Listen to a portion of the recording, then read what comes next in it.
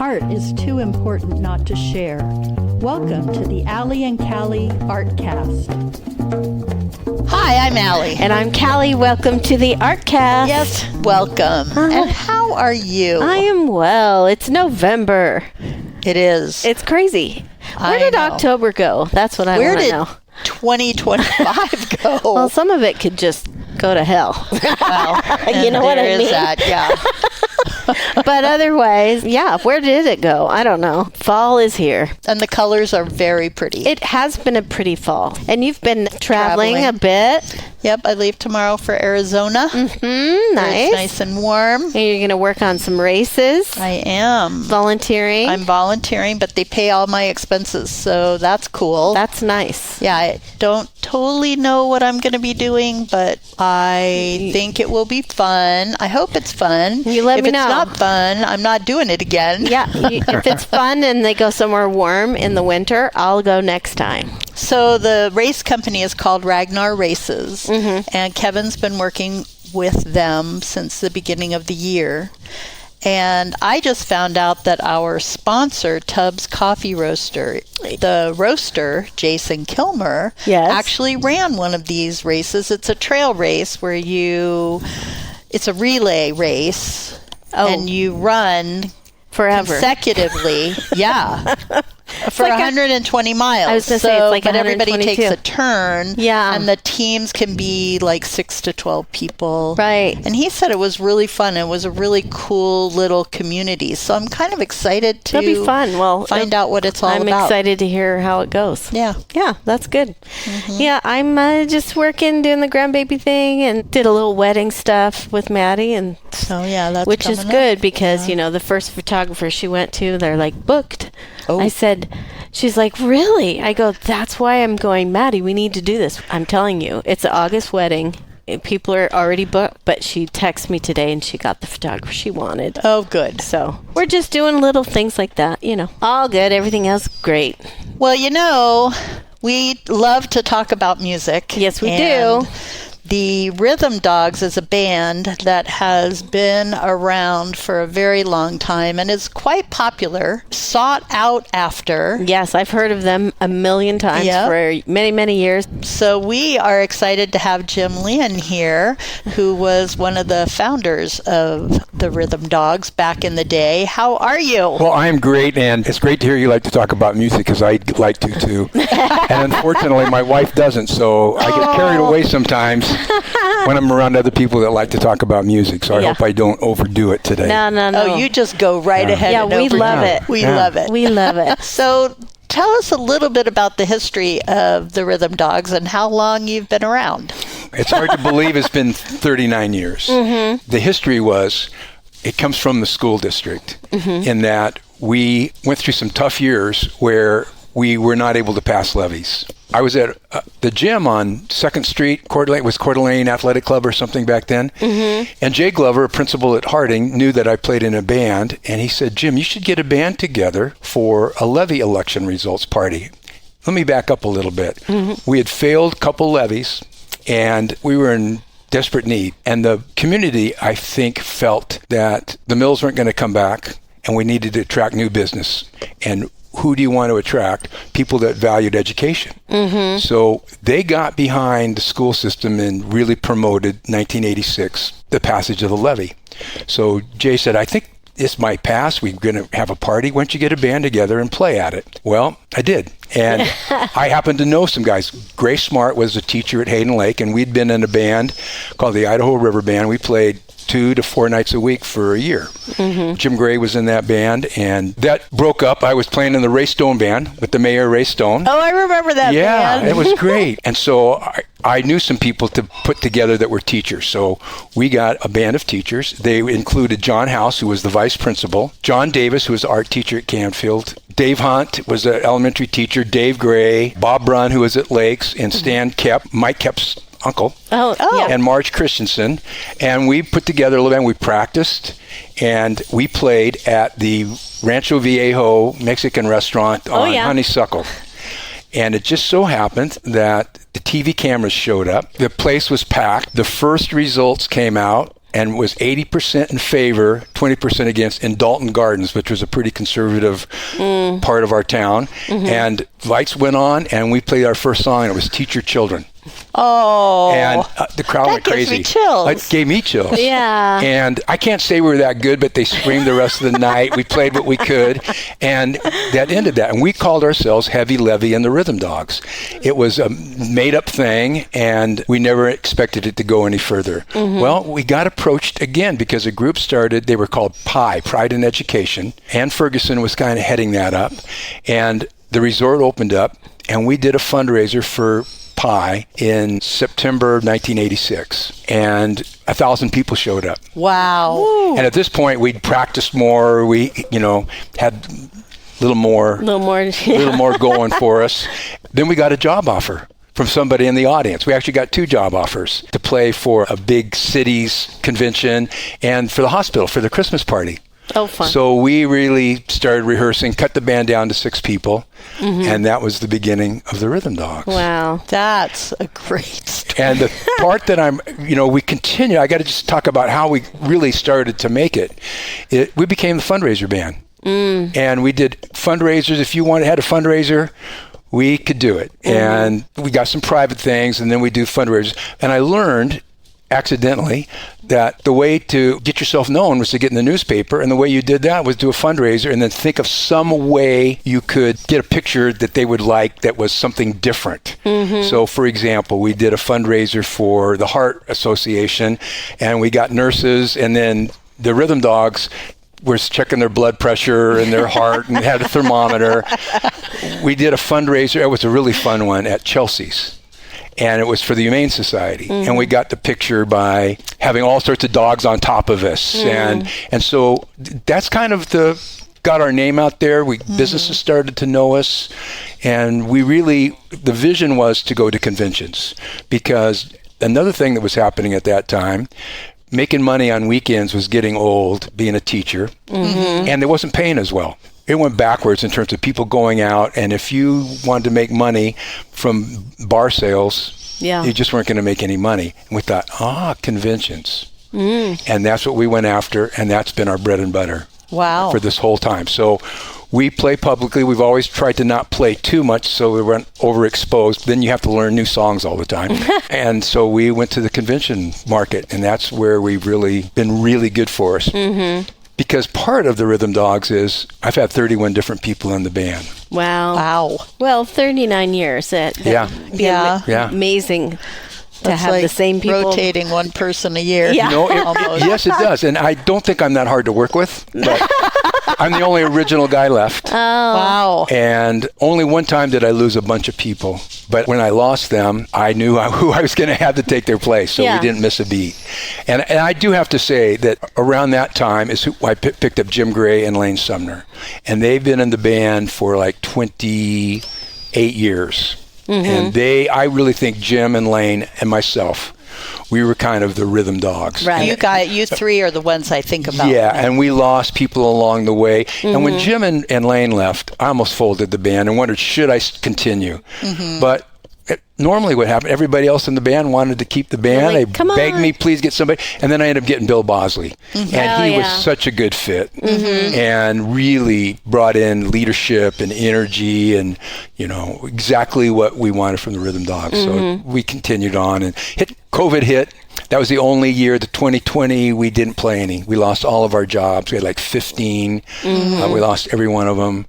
And I lost half the band. Yeah. So, just getting 2 years getting back together. And anyway, that's kind of how that worked. Trying to think of some of the memorable jobs that we've had. So just go back to John House in the band. John House is the best front man I've ever had in the band, and maybe the only true front man. John could talk to the crowd, and they could understand everything he said. Wow. And he was funny. And John knew so many people, so he'd go in the audience and talk to them ahead of time, and if he didn't know them, he'd start talking to them, and they'd be his best friend. And then when he got on stage, he would use that friendship to tease them, get them involved. And so to go to the convention route, and John Davis had a big part of this in terms of the vision, we decided we were going to do 50s, 60s, and 80s. Now, 80s was current music then. Yeah. Right. I know. And I was never allowed to listen to rock and roll early because I had a religious upbringing. So as we did these older songs, for me, they were fun and brand new, and I never played them before, and they were great. And so what we did, we I don't know if you want to call them gimmicks, but we did a twist contest. And so the way we did that is we made these dog bones. And so everybody went out and twisted and danced, and then we'd have some judges, and they'd give you a dog bone. And if you had a dog bone, if you have a dog bone, stay on the floor. And then John House would interview you, and he was so funny. And so he'd interview people as a couple, and then we'd have a dance off. Oh, funny. And then we'd clap for the winner. Right. And we used a tuner, and we said it was a sound meter. It wasn't. It was just, it's easier than, Yeah. And then we gave away T-shirts. Oh, cool. So we did twist contests. We actually, one time, we actually had a dance instructor. Another picture we had where we were getting taught a dance.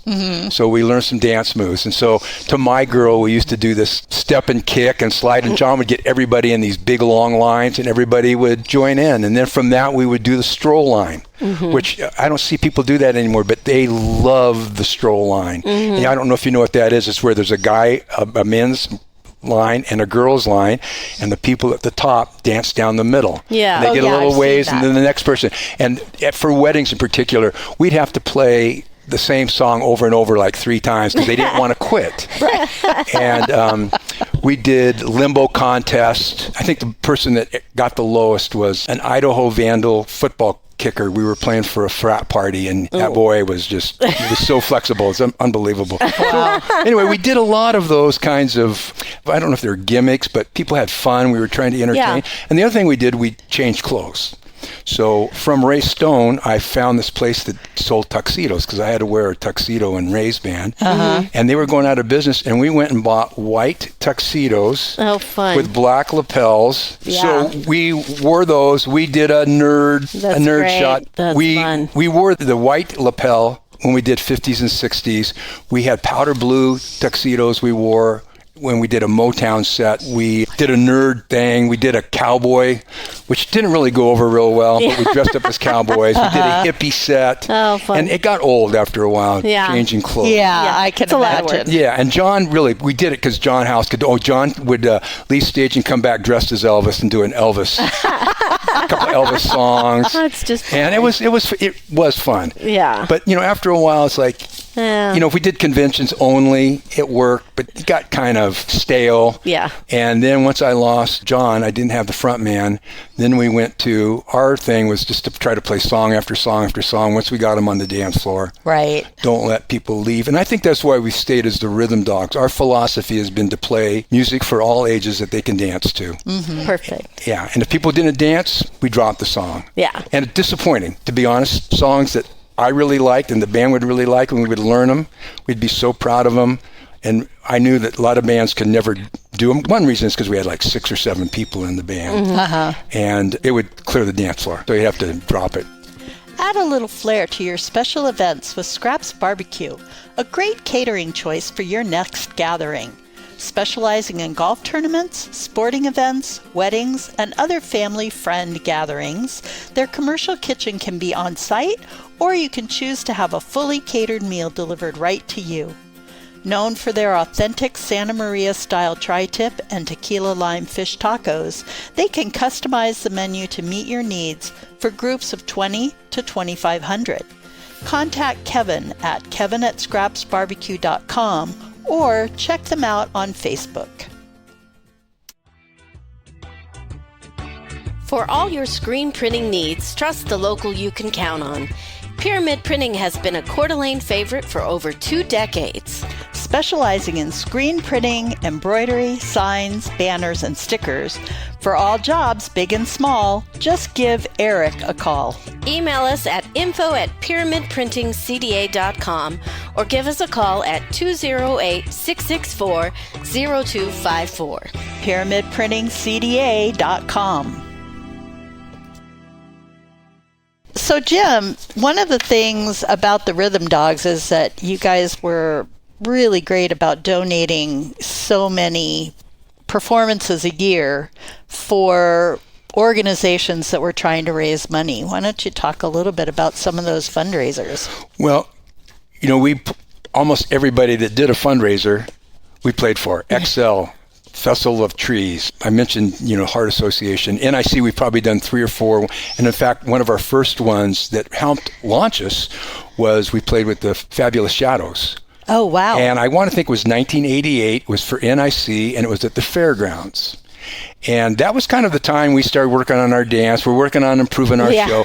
And John House was big into this. And so, that was fine. And we ended up getting Beach Boy shirts, like bright blue, horizontal stripes, white, and we had different colors. And we're so proud of ourselves. And the Shadows, they're like this. They're so smart and figure things out. They had pictures of themselves that were gigantic above the stage.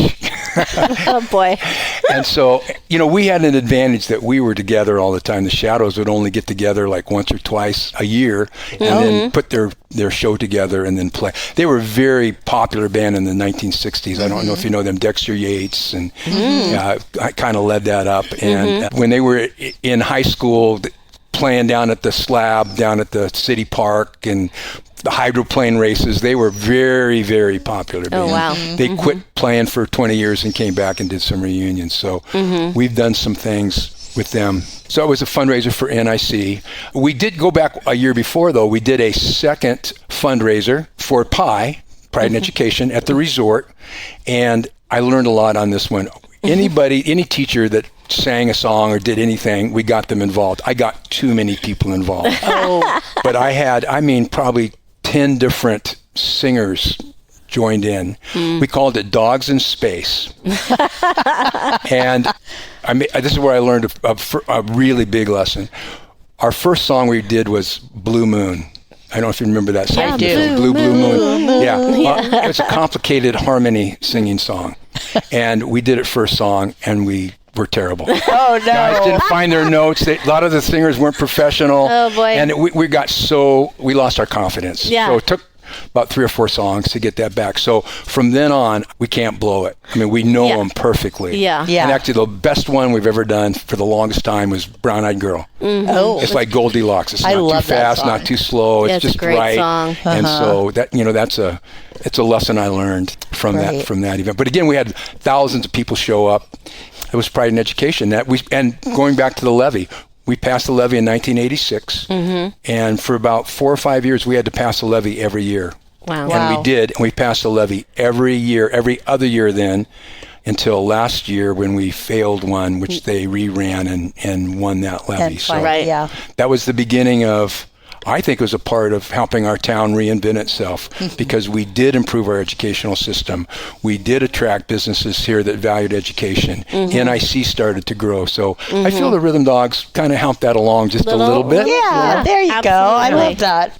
Along the way, we had some pretty memorable jobs. We got to open up for the Everly Brothers That's up at amazing. Silver Mountain. I got to tell you a quick story about that. Okay. We were very excited. You see this picture. It was packed. I think there were 3,000 people. This is at the Silver Mountain. Oh, yeah. And they On had the concerts top, up there. right? Now, Yeah. it's light Yeah. when we started to play. We were only used to playing in the dark with the lights where we don't think people can see us. We were a little nervous. So just before the show, Lane Sumner, our guitar player, put new strings on. And so we get out ready to play. And the first song we were going to do, a song I loved, was Run Around Sue. And the first thing that happens is the guitar player strums this chord, an open A, and Lane hits it. And it sounded like jazz. It just was out of tune. What ended up happening is one of his strings, he tuned it to A flat instead of A. Oh, no. So he's scrambling on his tuner to... He's like, this doesn't sound right. It caused us... it took 3 songs for us to get our confidence back again. Another one of those things. Yeah. We got to open up for the Kingsmen. When they played for the Chamber of Commerce. Pat McGoy, when he was Chamber President, he brought in different events. That was one of them. And what I learned about the Kingsmen is maybe only 1 or 2 were the Kingsmen. The rest had been new. They didn't play very often, and they didn't have very many songs. Louie Louie is really the only one I knew of theirs. Funny. Wow. And they had to do it 3 times. And they let me play bass on the last time. Oh, nice. So that was, quite fun. And then I do have to say, really special jobs with me. We got to play for 2 daughters. For one of them, we played for their junior prom, and the other one we played for their senior prom. Oh, that's cool. And the high school kids loved us. That's great. And we really started to find out classic rock. It was the bulk of what we did. It seems to hit all ages. Right. So my grandsons are listening to classic rock right now. I know. Isn't that funny? It's back. It never left. Yeah. No, it That's what never I did like to leave. say. And you listen to the radio as a parent. Your kids listen to it. They know the words. Yeah. I think the younger generation right now has a wider range of likes in music than any generation. Yeah, Certainly there's more so than much my out there. generation. I think that's pretty cool. Yeah. But, some changes, you guys. And one reason why I don't know what I'm going to do. I'm going to keep playing music, and actually anybody listening, I'm looking for other opportunities. Okay, he's looking for some gigs, guys. That's right. Yeah. A couple of things that have changed. The fundraisers have changed. The way the fundraisers used to work was social hour, dinner, auction, dance. Yep. The dance, they don't dance anymore. In fact, we've turned down fundraisers with that scenario. I think the auctions are longer, and that's where they raise all their money. But those have gone by the wayside. And even though early days we did a lot for free, what I've learned is, you can get a sponsor to help pay for the band, and we'll cut our price down by half. And, Right. And and then Jim Gray and I and Lane, we didn't do it for the money. We'd often play for free, and some of the guys, they depend on the money as part of their income stream. Sure. Yeah. But those are gone. The other one that's really disappointing are Christmas parties. We played for years 4 or 5 Christmas parties. It was our big money maker. And in 2008, that stopped when the economy crashed. Wow. And we played for the same companies year after year, Hecla, IFI, Itron, all sorts of different companies. And we would maybe play for them 5, 8, 10 years in a row. Right. And they all stopped. And I think since 2008, I've played 3 Christmas parties. Wow. So, what's happening is it's just harder to find places to play. Right. So it's gotten more difficult. How many members are in the band right now?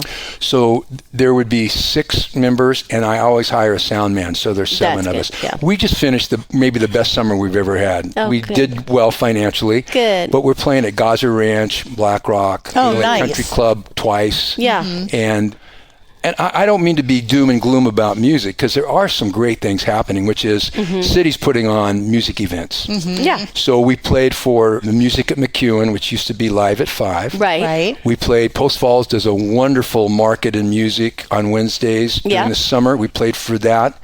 That's delightful, great atmosphere, and played Hayden Days. Cities and chambers and businesses are helping to sponsor.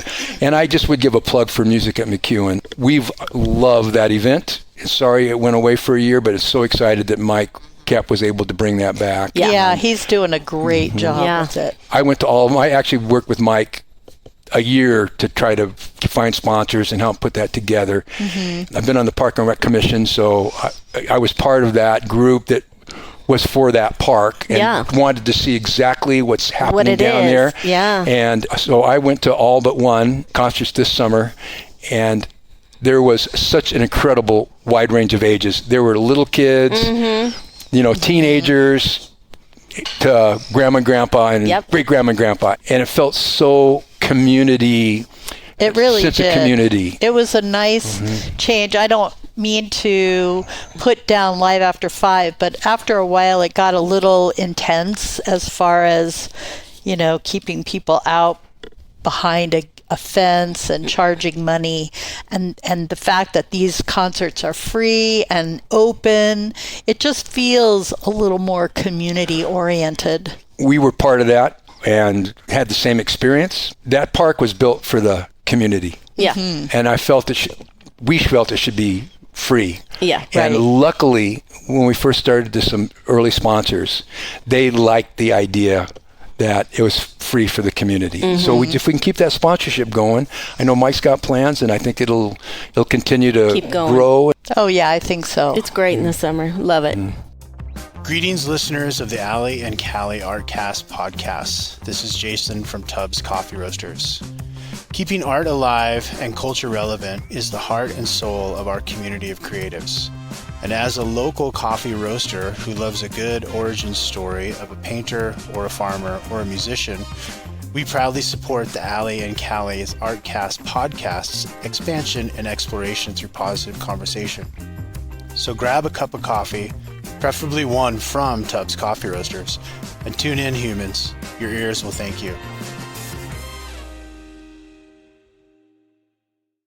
Ever feel like work and life are pulling you in opposite directions? You are not alone. That's why we created Thrive, Learn, Connect, a podcast where personal growth meets professional success. Each week, we share real conversations, insights, and actionable takeaways to help you navigate life and work with more ease, joy, and purpose. Whether it's managing stress, building better relationships, or finding balance, we are here to help you thrive. Listen to Thrive, Learn, Connect wherever you get your podcasts, because growth starts with connection. I love hearing your stories. Okay. I'm ready for more. Okay, I do have a couple. So there's a couple more jobs and some things that happened that were really fun. And I want to go back to Jim and Lane, Jim Gray and Lane Sumner. I knew Jim from playing at Ray's Place in Athol in 1979. I didn't get a teaching job, and I played 3 nights a week at Ray's Place in Athol. That's where I first met Jim. And then I met Lane. I was his substitute teacher. I worked at Coeur d'Alene High School every day from 79 to 80, and I met Lane through, I could direct the band when Mr. Terrace took off and Lane was in band, and he told all the kids at the school to treat me really well, and they did, and so we just kept in touch. Both of them ended up going back to school and getting teaching credentials, and they got hired in 1991. Wow. And 1991 is when they joined the Rhythm Dawgs. And great. We were basically all teachers, mostly through the whole first 30 years. Yeah. And I just have to talk about, both of them were tough. They did their school jobs, and they worked hard at music, and I couldn't give them more respect than they did. The show has to go on, and they did. I mean, no matter what. But we had one memorable job. We played a Kellogg All-City Class Reunion. And I want to think there was maybe 3,000 people there. Could have been more. It was at the football field and right next to the football field. And we played on the back of big semi-truck beds. Oh, yeah. And we had a great sound system. Jim Volk was running it. Impact Lighting, I don't know if you know of Jim, biggest lighting guy around. And not only the sound system, we had a spotlight. And so we're playing. And unbeknownst to me, right next to us was a gazebo. Well, after we finished the song, the wind's kind of blowing, and Lane had really long hair back then. And he got on top of the gazebo in between a song, and he started to play Jimi Hendrix's version of the national anthem. Oh, that's great. Oh, wow. And the wind's blowing in his face.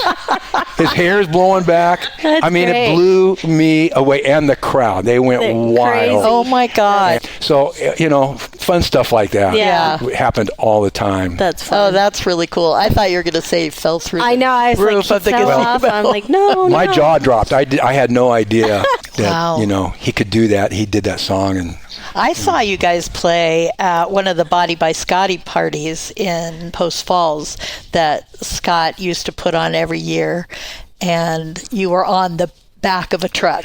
yeah, I'm glad you brought that up. I forgot about that one. I don't know if there's anything we did more years in a row than Bodies by Scotty's. I think we played every one. I want to say maybe 15 possible. Really? Wow. It started on their driveway. in there next to the shop, and they were offering free beer and wine and free food. Oh, boy. And it got so big that people were bumping into the microphone and getting into our face, bumping Right. into the band. So then he moved it across the street on the back of the trucks. Yeah. But I one year we had a family reunion here. I invited like 50 of my family members to free food, and You're like, I got a party. I know. We used to go down there yeah. all the time. Yeah, it was so fun, and they treated us so well. We never thought we were prima donnas, but they treated us, and I'm just saying simple things like they had a cooler for us of water and beer. People brought us food. Oh, and, yeah. We had a changing room, which the resort, to go back to the resort, the changing the clothes, they didn't have anything like that. We were changing clothes in the hallway in between the kitchen. Oh, right. Anyway, that was very fun. And, there were people that were coming, families coming that really were the food was a big deal to them, and they would come by bus and sit and wait. And Scott and Sharon were so generous. That's another example, though, of things change. Both of them are no longer with us. That's right. Yeah. So anyway, that was a really fun one. Really fun time. Yep. So, what inspired you to become a musician? Oh, good question. My mom, second grade, I started piano lessons. She was a piano teacher, played in the church choir. And my mom heart me, and actually, I in some ways, I think about her all the time, because the thing she really pushed on me was to count. And I hated counting, and I had to get away from her in the 6th grade. I went to the clarinet. And then I got you still have to count with the clarinet. I know, but I didn't have to, I didn't hear the band director constantly going 1 and a 2 and a 3 and a 4 and okay, and so then I got my high school, my band director played with Doc Severinsen, Quincy Jones. He was a monster. We had a incredible halftime show, big program. I mean, a lot of money, phenomenal training. Where was that? It was in Southern California, Los Altos High School. We had band camp, and we learned a competition show. So what people didn't know is on Friday night, we played at the football game, and then Saturday, we used the football fields, and we'd have 4 or 5 bands come in, and we'd have competitions, halftime competitions with each other.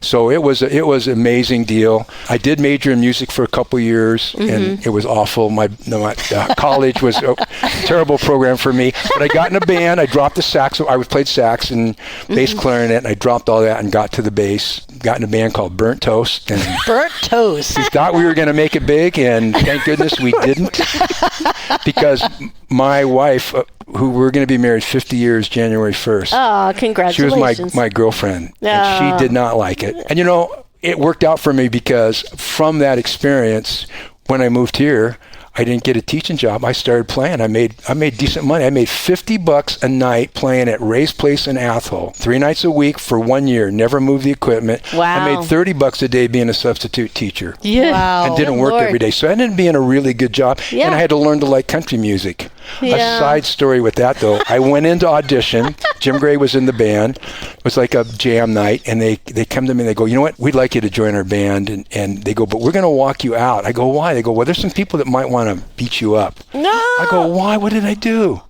They go, well, you're wearing a Hawaiian shirt. What? Don't ever wear a Hawaiian shirt here. Get a pair of boots. And you're in the band. And it ended up being a great gig. And I learned to love country music. They were good players. Yeah, I loved it. I remember that bar. They had a jukebox in there, and there was this really stupid song about Athol. Something about if you hold your tongue and say Athol.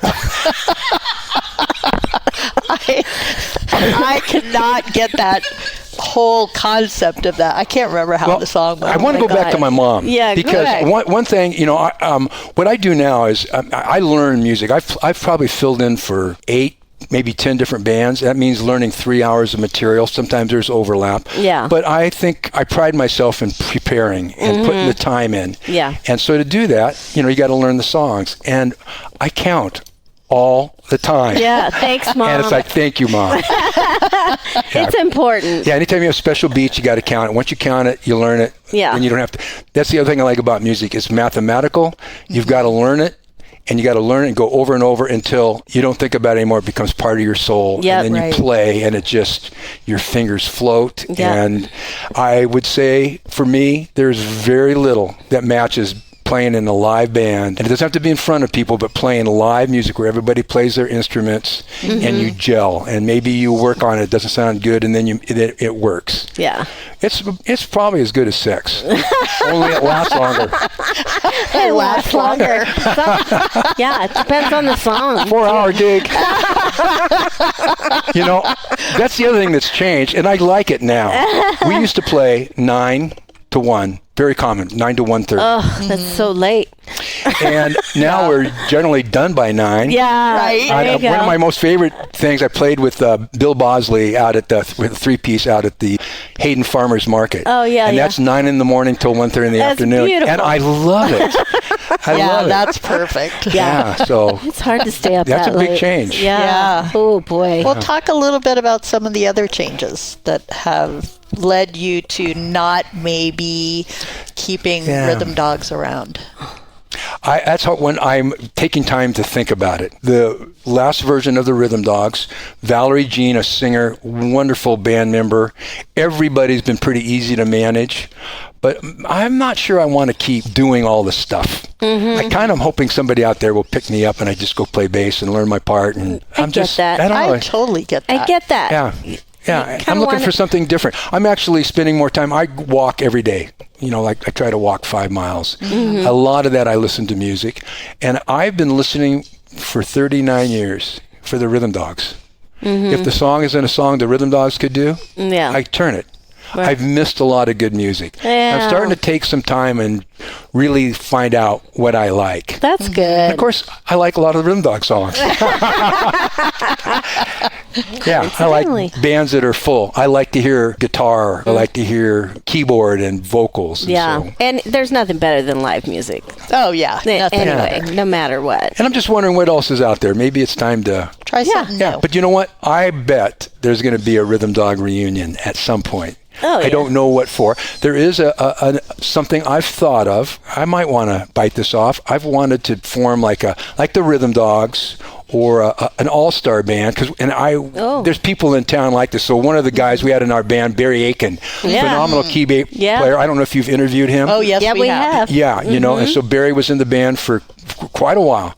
But get an all-star band and back up kids. Yeah. And do a fundraiser to get scholarship money for music program. Oh, I love that. And so I've always thought of doing that, and maybe that might be in the future. Yeah. Right now, it's winter, and my wife and I'm not taking any band jobs. In fact, I just turned down a gigantic job in November, but we're going to be gone. We're trying to be gone at least a week. Every month, November through April. Good. So we'll do some travel. I bring my bass with me. With modern technology, buy a little 6-inch by 6-inch mixer. I bring my bass, you plug it in, put your music in, and I love to be like on a deck in Florida or Mexico and practice, and we'll just kind of see where it goes. Nice. Right. Wow, Jim, that sounds like quite the life. Yeah, it does. That's it's good. pretty good. Yeah. I know I've worked too hard musically to give it up. Yeah. So I have all sorts of reels that I've saved from Facebook of things I need to learn. I think I probably have like 500 of them. I'm going to start going through those and see if I can't pick up some new techniques. Yeah. And the other thing about music that has inspired me, what I've learned is if you put more time in, you keep an open mind, you can get better. So as long as my fingers stay strong and my mind, I can improve. And I'm not bragging. That's just part of... Right. Well, I think you could say that about a lot of things. I just say if you use it, you won't lose it. That's right. We're totally agree about that. Yeah. That's another thing about music, though. Yeah. I have played a lot. Some of the things I filled in with younger people, and I find music amongst musicians, it's ageless. It's if you can play and you're nice. To play with different people, different ages is terrific. I love that. Yeah. And I would say another thing I'm happy about this town, I noticed, I want to say about 5 years ago, I wasn't seeing young people playing live music very much. And there's a number of places in town that have allowed that to happen and are bringing in. Yeah. They might not be making much money, but there's a bunch of young guys that are getting bands together. Yeah. Or playing playing music. solo. Yeah, that's the other thing. Live music now means a solo person. For me, it doesn't work real well. Right. Because if it doesn't have a bass and drums, it's not real music. It's pretend music. I get it. Yeah, I mean, for me to get the bass and drums and what other instruments, that's for me. Yeah. That's great. How fun. Well, Jim, it's just a treat having you on the Thank you. podcast today. Yeah. Yeah, your stories are great. I love hearing them all. There's some other ones I have that I can't tell. Yeah, okay. Well, Well, that's for there's Alley Callie late After hours. After hours is what we call that. Yeah. Yeah, one of these days. Well, I'm going to we'll tell you have this about John House. I'll tell you one more story. Tell us one more. We had a practice, and we went over to my house afterwards and had some snacks and probably had a drink or two. And John House started teasing Lane Sumner about being a vegetarian. And John had a way about, he would start to joke and tease, and you'd laugh, and you think it's over. And then he'd do it again. Then he'd keep going. And he went after Lane, I mean, for I don't know how long. Our bellies were sore. On the way home, Lane had to stop at the emergency room because his asthma was kicking up. John made him laugh so hard he had to go to the emergency room. Oh, my God. Oh, boy. That's pretty Anyway, funny. Yeah. John House. He was pretty special. Well, we look forward to hearing you play what in some fashion somewhere. Yep. Or maybe I got that to hear him the other night. you did. I did. Oh, lucky. Yeah. Well, when you mention that, that's why part of me still thinks, okay, I don't want to give up music at McEwen. Yeah. That is It's the great. ultimate for me. Outdoors, community, Yeah. all ages. Live at 5, I just have to share this one more as kind of perfect story, I think. We're getting ready to play, and I look over and I see about 6 boys around 12 or 13. They're standing by themselves, and then a little away from them were about the same number of girls about the same age. And they probably were eyeballing at each other. We started playing, and I looked over, and the guys, give them credit, they were kind of dancing together. And I look again, and they were all dancing together. I mean, summertime. Yeah, it's so great. You listen to live music, and you have that kind of experience. Brings people Right. together. Yeah, it does. Reminds Music. me, summer loving. Yeah. Blast. Summer loving. Yeah. Yeah. Well, Oh. we're looking forward to hearing from you down the road, whatever you end up doing. Yeah. Something will happen. Yep. Yeah, something And will on Facebook, we will put some of these great Okay. old photos that you have. And just know he's available Just so- after April. Right. No, I'm available now. Oh, you I bring are? my bass with me. In fact, I got asked to fill in for a band. I was gone, and I practiced for 2 weeks in Florida and came back and was ready to go. Oh, There we'll you see. go. There So you I bring go. it with me. I just, see what So the that's day- a good Great. point. That's a If good somebody point. wanted to get a I'm hold ready. of you, how do they get a hold of you, Jim? Facebook. I'm on Facebook. Facebook. That's Okay. the best way. Perfect. So All right. this Thank is you. fun. Thanks for having me. Thanks. You Jim. bet. Yeah. Right. So don't forget to like, follow, share, or subscribe to the Allie and Callie Artcast. Yes. Yes, or you can find us on our website at allieandcallieartcast.com. That's it. That's it. We did it. Yep, and you really should check us out because we're pretty cool. Yeah, and we have a great time. And we talk to the best people. We do. It's pretty fun. It is fun. It's a good job. It is a good job. It is a That good doesn't job. pay well. That's right. I'm so used to it. I know, right? So I'm Allie. And I'm Callie, and whatever you do today, make sure it's creative. Go listen to live music. The Allie and Callie Artcast is brought to you by Tubbs Coffee Roasters, ethically sourced, locally roasted coffee, and Pyramid Printing and Embroidery, serving customers near and far for over 2 decades.